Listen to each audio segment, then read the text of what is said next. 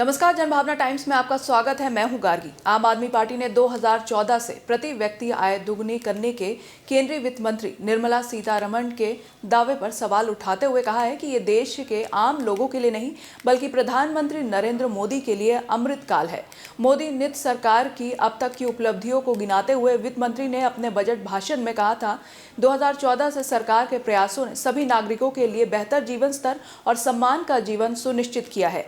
उन्होंने कहा है कि प्रति व्यक्ति आय दुगनी से अधिक बढ़कर 1.97 लाख रुपए हो गया है।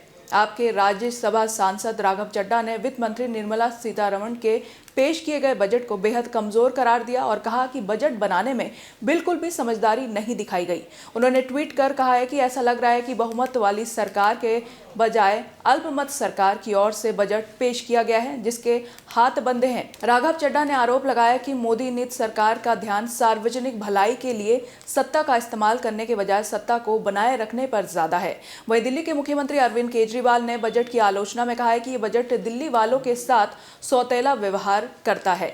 दिल्ली वालों ने पिछले साल 1.75 लाख करोड़ से ज्यादा इनकम टैक्स दिया, उसमें से मात्र 325 करोड़ रुपए दिल्ली के विकास के लिए दिए गए। ये तो दिल्ली वालों के साथ घोर अन्याय है। दिल्ली के उप मुख्यमंत्री मनीष सिसोदिया ने कहा है कि बजट जुमला के अलावा और कुछ नहीं है और ये देश को कर्ज में डुबा देगा।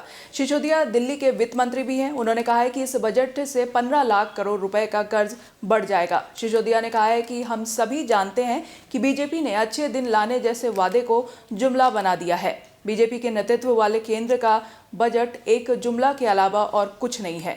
उन्होंने कहा है कि हमने अतीत में ऐसे कई जुमले सुने हैं, जैसे बुलेट ट्रेन की शुरुआत या किसानों की आय दोगुनी करने या 60 लाख रोजगार सृजन करने का वादा। सिसोदिया ने दावा किया है कि 2014 तक केंद्र पर 53 लाख करोड़ रुपए का कर्ज था और भाजपा के नेतृत्व वाली राष्ट्रीय जनतांत्रिक गठबंधन एनडीए सरकार के लगातार 2 कार्यकाल के दौरान देश पर 150 लाख करोड़ रुपए का कर्ज हो गया है और ये बजट देश को 15 लाख करोड़ रुपए के अतिरिक्त कर्ज में डुबा देगा। वहीं आम आदमी पार्टी के राज्यसभा सदस्य संजय सिंह ने अपने ट्वीट में कहा है कि ना फसल के लिए न्यूनतम समर्थन मूल्य यानी एमएसपी बढ़ा और ना नौजवानों को रोजगार मिला, लेकिन ये मोदी जी का अमृतकाल है। निर्मला जी कह रही हैं कि प्रति व्यक्ति आय दुगनी हो गई है, किसकी? उन्होंने कहा है कि बजट में देश के किसानों, सैनिकों और युवाओं के लिए कोई प्रावधान नहीं है। बजट में किसी के लिए कोई प्रावधान नहीं है। आम लोग अमृत काल में अमृत के लिए तरसते रह जाएंगे। बाकी खबरों के लिए आप देख सकते हैं जनभावना टाइम्स। नमस्कार।